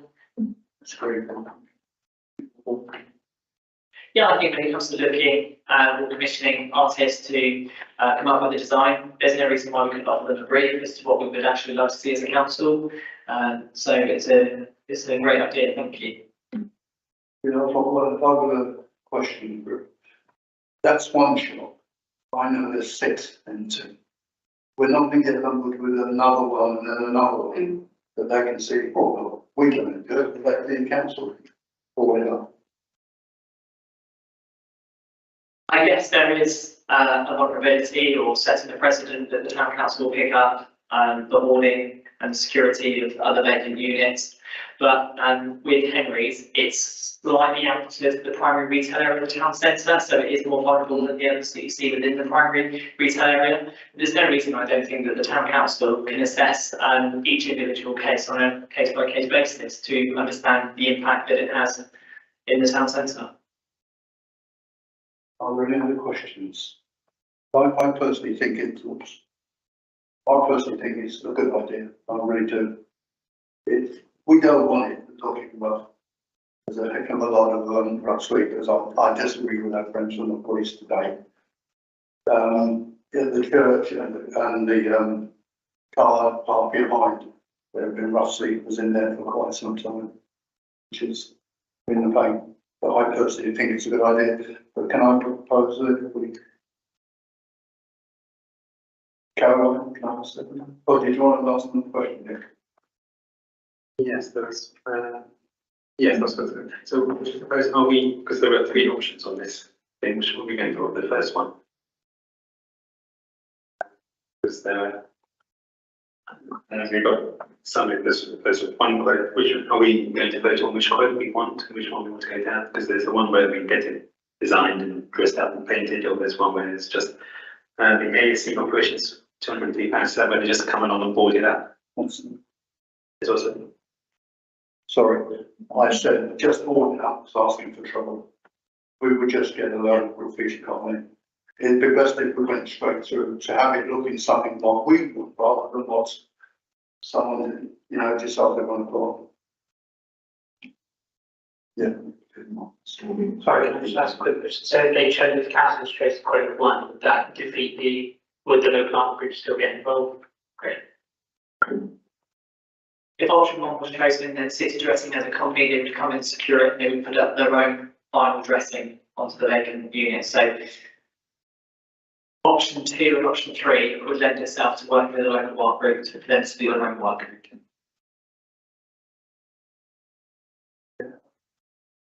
I would like to have someone say what's actually going there. You know, before they do it, it'd be good if we had a design to know exactly what they're going to involve.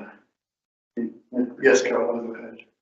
So the vinyl wrap I know is more expensive, that's where I was staying for a very good run for just painting it, because the vinyl wrap would just be, it's pricey, isn't it? And it's nice, but it's pricey. So it sounds like we're going for either route 2 or 3, and I don't know, obviously there's a £300 difference, but I don't know, there may be certain factors there. Can we delegate that thing up to whatever the highest of those quotes is? Can we delegate that? So yeah, so with quotes 2 and 3, so that's just the basic price to fill up the boards, isn't it? So that hasn't got any quotes, the sandwich is going to cost the paint. So my recommendation, if I can, would be to suggest that £750 is made available to securing the Henry's unit, and any remaining funds is then allocated to a local art group to use to source any materials that they would need to implement their piece of art. Can I make one other suggestion? If we go ahead and do this and we end up finding out that PO numbers, we can go after them for the money, not necessarily for any of the painting, but for the money poured now. Because their, for instance, they should be governing themselves. I'm not saying we're going to get it, but we should go after them. If people know that they're not going to try it on us. I mean, they must be incurring a cost just by people breaking into the premises. Yeah. Exactly. So what I can do, the email address that I've secured is I can drop them an email, see what engagement I get back from them, and pick things up from there, really. How do you get there? Why don't we go to the land registry and find out who actually owns it? Sorry. Yes, that's a valid point. Okay. In view of what we said, do we do exactly what Caroline said? Do we let the clerk have the responsibility of what goes on there? But we need to be 1 or 2 or 3. I do not leave the playing board. That's asking for trouble. Can I have a proposal for it? Yes, Jim. Yes, Caroline. All in favour? That's passed. Can we just be clear on the resolution? So you're voting to delegate power to implement the board in and commission the arts group with a budget of £750. Yes. This is actually what you're saying. Yes. Yes. Sorry, it's getting late. Yeah, I think it's a bit shocking seeing that £3,000. We've only spent 750. Yes, Carol. This could be doubly effective because the boards will be dismantled a lot. So that if later on it turns out that somebody's going to do something with that unit, you can, if it's a lovely design, you can take down the walls with the art and use them somewhere else. Yeah. It's a good idea. Yeah, that's fine. Right, we've gone to the last item, which is Staple Road Recreation Park. Sorry. Oh, stop. You missed I missed one out, so we'll go back to number 10, which is the CCTV cameras for Goodlands Garden. I You can agree. explain that I agree. Yes. Thank you, Chair. So, in Goodwood Gardens, we have the Shed Cafe. They've been subject to a number of burglaries, break-ins, antisocial behaviour over the last 12 months. 4 break-ins have been reported. There's currently no CCTV within Goodwood Gardens. It's important that we offer some form of protection or security measure to protect our asset and also the tenant that occupies the building. So we are looking to install a CCTV camera on a column that's already in situ in Goodwood Gardens. It's not subject to any planning permission. So it would be a case of just getting it installed and directing it so it's pointing, has a visual line of sight through to the Shed Cafe. It would also include some pollarding of some of the trees in the area. So the recommendation is to resolve and agree to spend up to £4,000 to deliver and install a new CCTV camera onto the heritage post in Goodwood Gardens. Yes, I'm sorry. I'm good. Yes, Chairman. Who's going to maintain the CCTV camera? Because it needs maintenance. So the CCTV camera will be looked after by the Somerset Council team that operate the CCTV network in the town centre. Yes, Carol. Yeah, I think I'm in favour of this because, you know, I really feel for the Shed and it's an amazing cafe. And it was so interesting when it was opened in the evenings during Sound of the Streets. It was such a lovely vibe and I really hope that they do look at doing like, they were looking at that, weren't they, doing like suppers and whatnot, and I know they've got like CCTV inside, but I think the issue is the deterrent factor more than anything else, so that critics didn't want to go, oh no, we'll go and smash the shed or think twice as they realise, wait, talk the town council, you can't get spoiled the fun by bringing in CCTV. So I think I'm in favour of this, I'm a bit, because can you just, on the heritage, where exactly are you proposing it goes? So you know where Mill Stream joins the River Tone? Yes. So as you're looking from the Shed Cafe down towards the River Tone, on the left-hand side of Mill Stream, where you see the amphitheatre grass area, there's a couple of benches against the wall. There's a heritage lamppost there. And it's the reason we've identified that as a perfect location is because it's incredibly tall and fit for purpose. Yes, Jim. I'm not opposing the idea against the CCTV cameras. I completely agree with that. But one question I do want to just throw out there is, would it not be easier for the Shed as well to have some sort of shutters or something over the front at night when they close? Because I've gone through there when it's been a light evening and you can see everything in there. Most shops, I'm not saying everybody, but most shops have something as a form of deterrent, whether or not it's mess with the shutters, whether or not it's bars, gates to shut it off. Would that not be an option as well to help? Yeah, so Sarah Jolling, who's runs the business there, her partner is a carpenter and they are looking to install wooden shutters on the outside part of their windows in the building, etc. And so they've been in contact with them to, get permissions and to make sure everything's secure and safe. Yes, Carol. Just about the pollarding of the trees, do we know, are any of them protected trees, and what will be the overall impact in terms of the visual and the sort of, the impact on flora and fauna of that. I'm just trying to get a visual. I was there, I walked through there tonight, and I was looking at where, I was thinking, what's he mean by the post? So I know what the massive, the beautiful heritage that they usually do. So that's quite high up. So how many trees are within the sort of way of sightline to cafe? So there are 2 trees that actually interfere in the line of sight. Only slightly low, so the pollarding would be minimal, probably. I'm guessing here, but I would say from visiting the site, looking at the area, we're probably talking 2-3 meters of 2 or 3 branches, just to kind of provide that line of sight directed to the shed cafe.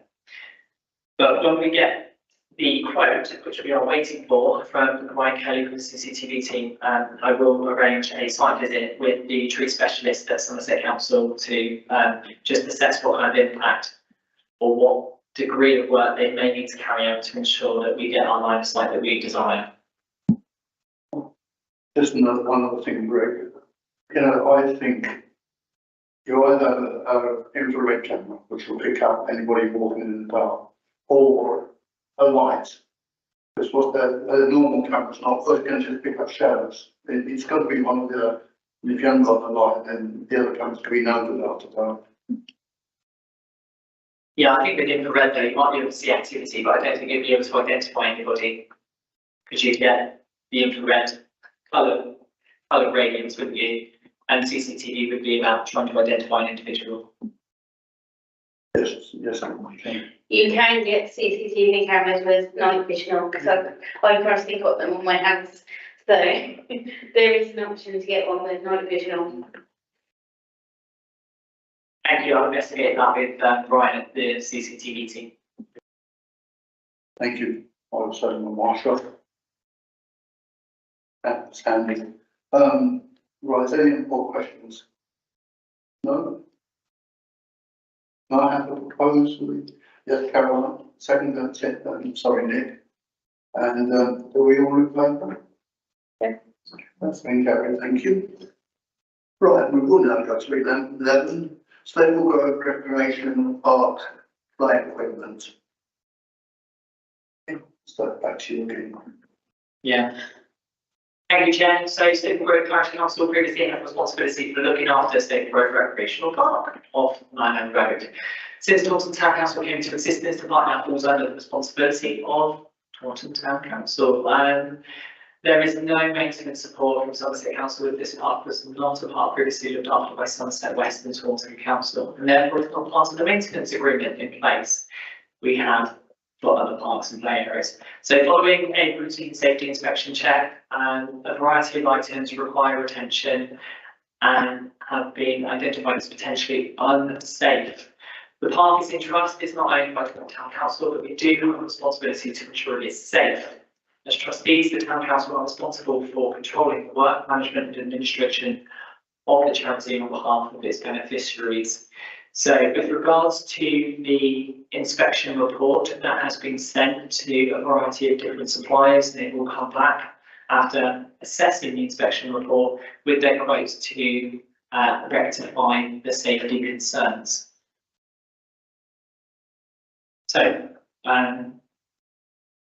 I think it's important to just mention this bit. So please note, the Play Invest have offered an optional upgrade to the new items of play equipment to their recycled plastic. This would increase the price by an additional £2,573.45p, which totals just shy of 10,000.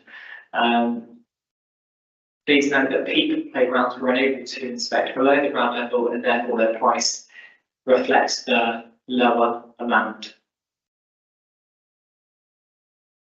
So officers plan to explore the use of existing Section 106 funds earmarked for Stable Grove if this project does not meet the criteria of Town Council funds. Yeah, it will need to be utilised. So the recommendation is to resolve to identify the preferred vote to replace the play equipment for Stable Grove recreational ground. There's a question, what exactly equipment they've got in there? What are you replacing? What is wrong? What has been the fault on the equipment? Need to know that really. Yeah, they do have several pieces of equipment. We do have the report. Would you like to go through the report? I think you should, we need to. Yeah. Sorry. We need to.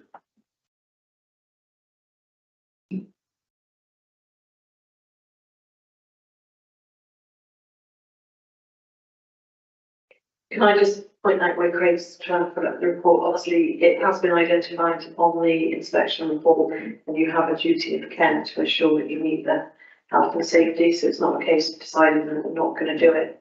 It's just a case of deciding that we need to do it and we need to do it soon. And just which company to go with.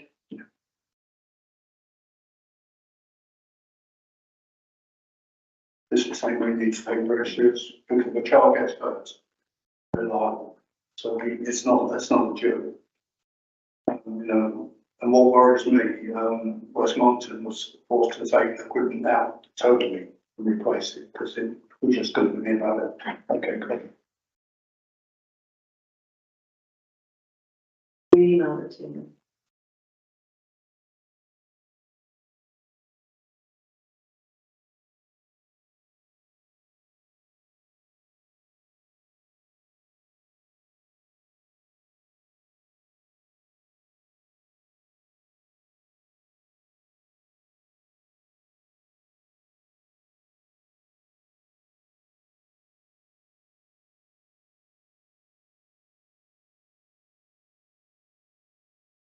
It's 3 megabytes, so it might take a second, but You connected to the internet.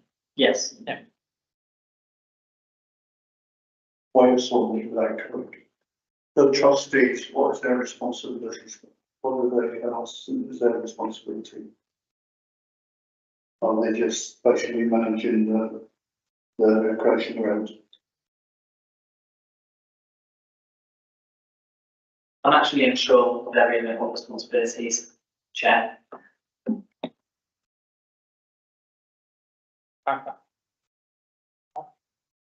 You are the trustees of the council, or to town council, because State Road Parish Council was the trustees, and then obviously they've been abolished, so you inherited that responsibility as a sort of corporate body in a sense. Yes, Nick. Did we inherit any money from State Transfer? That's what I think this. I think there is a small separate bank account for the purposes of the, and I don't know the exact details, Sally's not here, but there's a small bank account, but I don't think it can carry a large sum within it, did it? That would cover the cost of this replacement. No, but it, but it would, but there is some funds that we could put towards this. That's not necessarily all going towards the town council. So there is some Potentially. some money that we can and should be spending on this anyway. Yes, Carol.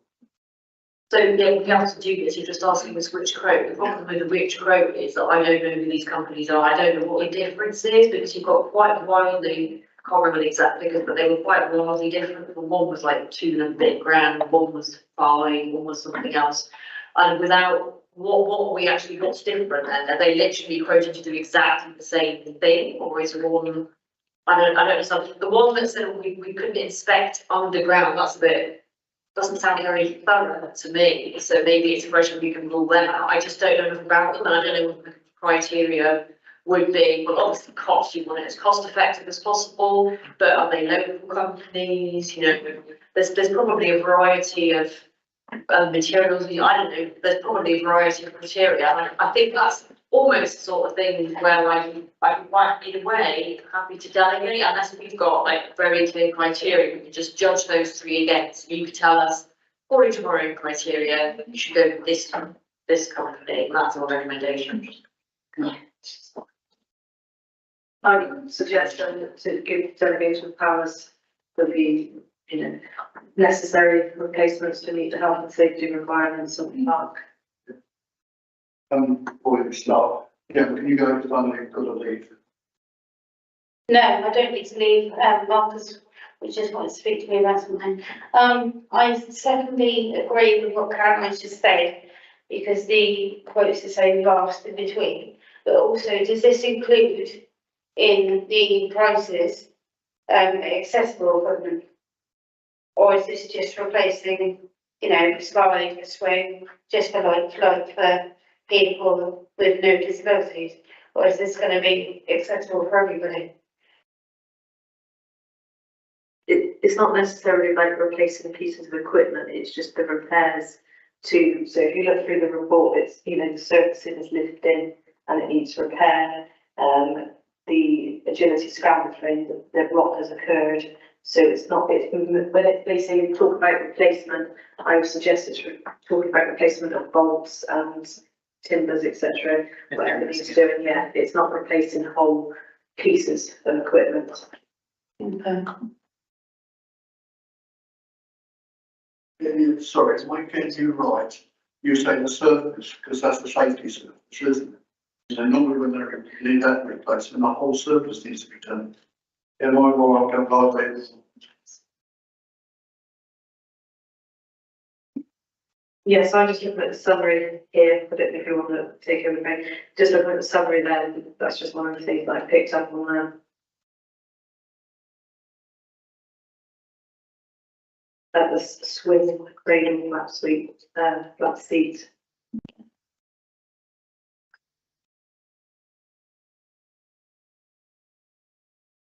So just going back to Carol's questions with regards to, you know, the differences, because the pricing and the quotes are quite considerably different.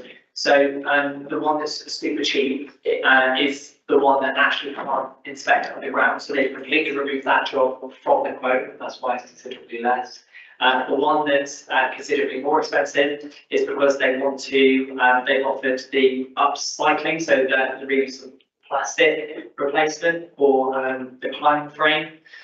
So that obviously aligns to our commitment, declaration to the environment, because they're using recycled stuff. And then the middle one, GB Sports and Leisure, they come recommended by Somerset Council. They have a good relationship with GB Sport and Leisure, so they work incredibly quickly, they're reliable, the end product is of high quality. I can also say that I previously used GB Sport and Leisure in a lot of the repairs and maintenance and inspections that take place as well. Sorry, Jonathan, maybe Craig can answer it. Are you saying that the safety service it needs to be looked at? Is there something wrong with that? So there is. The whole of it needs to be done. You can't do it, can't carry a hand to it. So these are suppliers, experienced suppliers, so when they see that, they would be doing the full works. They would be doing the full works. They're an experienced company, so they know that their surface is damaged or whatever, they know exactly what they need to do to resolve the issues. Are there any other questions? No. I think this is definitely one of those where we dedicate.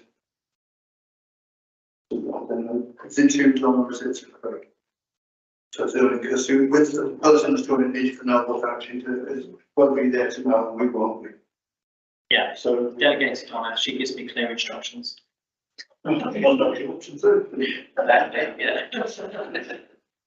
I've got a proposal, please. Caroline and Sue, and I'll be all agreed. Yeah. Thank you. And they'll be all understand that we are delegating their powers to Tom to get this done.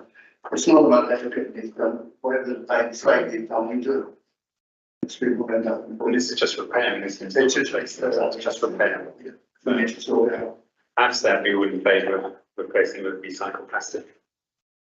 Okay, well, in that case, I will close the meeting at